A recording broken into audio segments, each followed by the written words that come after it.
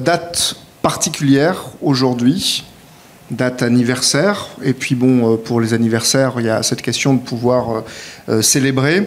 Et quand on regarde le chemin parcouru, mais celui qu'il manque encore, peut-être que l'humeur n'est pas trop finalement à la fête.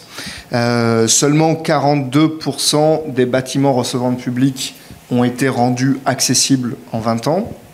Sur ces 42%, il n'y en a qu'un tiers qui le sont véritablement, un tiers dont on a considéré qu'ils ne pouvaient pas l'être, et puis un tiers qui est en cours. Donc on voit que le chemin est très très long. Sur la question de l'accessibilité numérique, il n'y a que 3% des 250 sites Internet utiles pour les Français qui ont été rendus accessibles.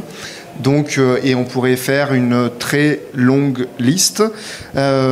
Débute jeudi donc une mission d'évaluation sur la loi donc du 11 février 2005, donc avec Christine Lenabour. Et donc nous sommes 11 députés à commencer donc cette mission d'évaluation. On va parcourir la France pour faire le bilan 20 ans après, de où nous en sommes dans l'application de cette loi. Ça va être l'occasion de rencontrer tous les acteurs. Et il est évident que ça ne peut plus se passer sans nous, sans les personnes concernées. Donc nous allons commencer ce cycle d'audition jeudi avec les associations de personnes représentées, mais pas que celles que l'on connaît, à savoir l'APF ou d'autres grosses associations, mais avec donc des associations de personnes auto-représentées, avec des personnes qui sont en situation de handicap. Et c'est quelque chose qui est essentiel que l'on puisse faire ça. On va inaugurer quelque chose autour de cette mission d'évaluation. On a lancé un site internet, une plateforme, pour que toutes les personnes en situation de handicap puissent témoigner. Et que ces témoignages puissent être intégrés, justement, dans cette mission d'évaluation.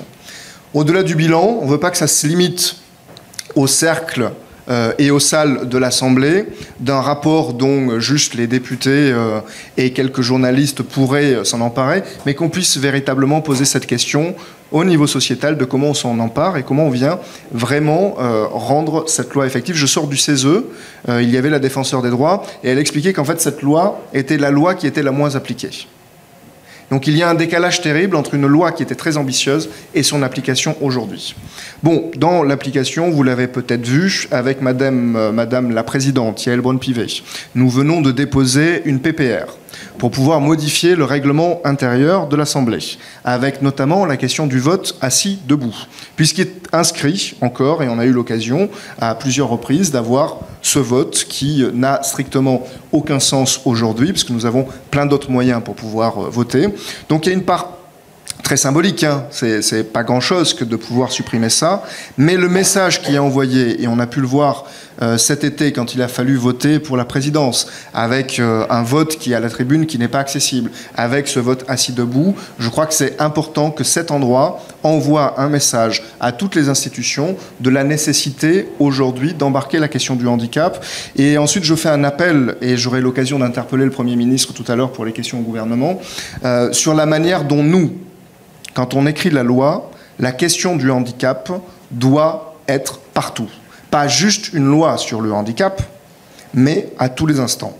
Il ne doit plus y avoir une proposition de loi, un projet de loi, sans que la question du handicap soit intégrée pleinement. Quand on voit le nombre de projets de loi aujourd'hui, quand la question handicap est mentionnée néant, il n'y a aucune information à ce niveau-là, et je crois qu'aujourd'hui, c'est essentiel que nous puissions l'intégrer pleinement. Merci.